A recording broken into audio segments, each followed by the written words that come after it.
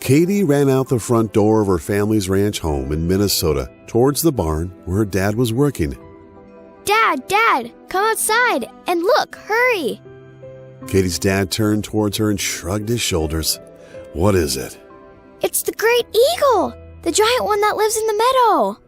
Katie's dad rose to his feet and followed her outside, mumbling under his breath, but he knew his Katie wouldn't leave until he confirmed her sighting. As they left the barn, the cold chill of late fall stung their faces. Glancing up, they saw the giant eagle circling the farm. Now for Katie, this was a magnificent sight, but for Dad, it evoked different emotions. He worried about the chickens and even their old dog, Buck. Look, Dad, isn't it amazing? I wish I was an eagle and could soar through the skies, don't you? Dad grunted and mumbled and sighed. Well, honey, maybe when I was younger, but now I know better. That eagle is looking for food. So when you see it, make sure the chickens are in the coop and old Buck is in the barn or house, okay? But, Dad, it never hurt anything on the farm. What if it's a good eagle and is here to protect us? Katie, it's an animal, and when it gets hungry, it needs to eat just like us. Speaking of, how about we get inside and have some of your mom's stew and biscuits before it gets cold? As they headed for the house, snow began to fall. Winter was on the doorstep. Katie turned and took one last look at the giant eagle as it turned and headed for its nest located 2 fields from the home. Katie had ventured out there before with Buck and seen the nest. Located in the one single giant tree left in the field, it seemed to rise into the heavens. At the very top was the eagle's home. Katie swore the nest was as big as their car. Several weeks later and many degrees colder, things were running as usual on the farm. Dad was getting all the farm equipment into the barn. Katie was doing schoolwork and chores, which included taking good old Buck for walks. Buck was a great dog, but he was getting older and the walks were getting shorter. One late afternoon, Katie mentioned to Dad that while walking Buck, she had seen the great eagle overhead, as if it was following them. Dad, it was really amazing. It was as if he was looking out for us, protecting us. Honey, what did I tell you about the eagle? In the future, if you see it overhead, I want you to come straight home. Dad, why don't you believe me? It's not going to hurt us. It's not up for debate. Now get ready for dinner. The next day, Katie got home from school and decided she was going to take Buck to the great eagle's nest. Skipping down the road with Buck in tow, Katie sang her little heart out. Skip, skip, skip to my loo, skip, skip, skip to my loo. Come on, Buck, get up here. They crossed the field, then the second, and there, looming high in the sky, was what had to be the tallest tree in Minnesota. Heck, maybe the world if you ask Katie. The nest was at the top. Katie said to Buck, Buck, I bet we could fit in that nest. Wouldn't that be awesome? Buck frowned and put his head on her lap and seemed to let out a soft groan. Katie and Buck sat together, Katie hoping to see the great eagle. Minutes turned into hours and she had lost track of time. She also didn't pay attention to the weather. Clouds had rolled in, the wind was starting to howl, and snow began to fall. Buck sat up quickly and barked, startling Katie. Katie jumped to her feet. She realized a storm was quickly approaching. Come on, Buck. We better start heading back. It's really starting to snow. As they crossed the first field, the wind continued to pick up speed, howling like an old out-of-tune siren. The snow was starting to come down even harder. Katie started to get a little scared, so she started running, knowing they were about to be swallowed in a blizzard.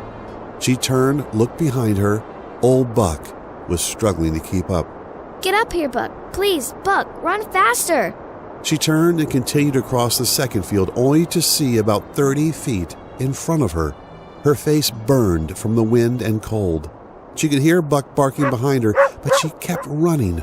Buck, please, I'm scared. Come up, please. She came out of the second field and onto the dirt road.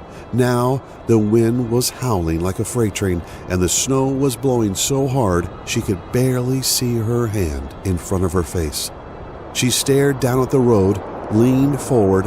I must keep going. If I follow the road, I'll make it to the house. Dad, help me! At that moment, she thought she heard the faint call of the great eagle. She turned. Buck, where are you? But there was nothing but the howl of the wind. Buck was gone.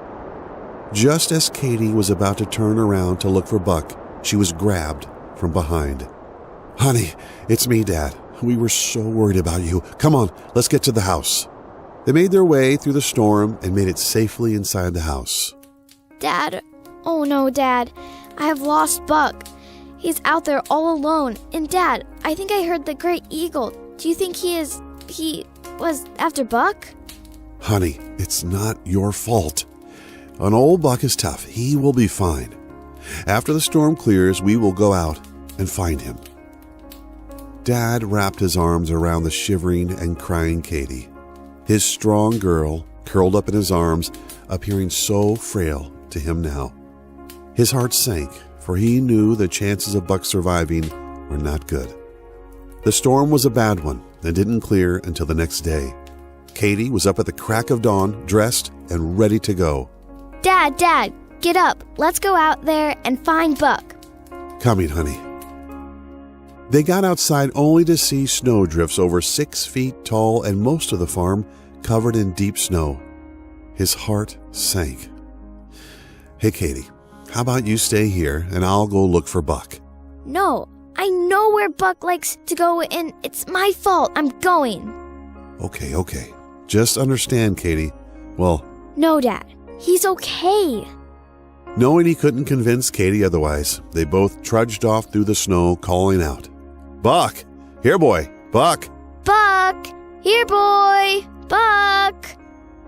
They searched all his favorite spots, the fields, the lake he liked to frequent, but no luck. After several hours, they had to return home as the temps were dropping. "Kate, I'm really sorry that we didn't find him. I'll look again tomorrow, okay?" Dad, I'm so sorry. It's okay, Katie. Several days passed, and the only thing present at the farm was sadness.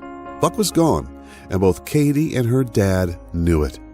The next day they came outside and the sun was high in the blue sky. Although the temps were cold, it was beautiful. Look, Dad, it's a sundog. Maybe that's a sign. Maybe, honey. You never know. Buck is a tough old dog. As they were looking up towards the sundog, the great eagle seemed to appear out of thin air. Lower than normal, its size could be greatly appreciated now. It was massive, its wings stretched out like a glider, its head cocked and looking down at them, clear eyes staring as if trying to communicate, and with a loud shrill, it let out a massive eagle cry. I hate you, eagle! Then, the great eagle turned as if heading to its nest, but then returned. It kept repeating this over and over. Both Katie and her dad started to follow the eagle. Soon, they realized where they were being led, the great eagle's nest. As they approached, Katie's heart sank.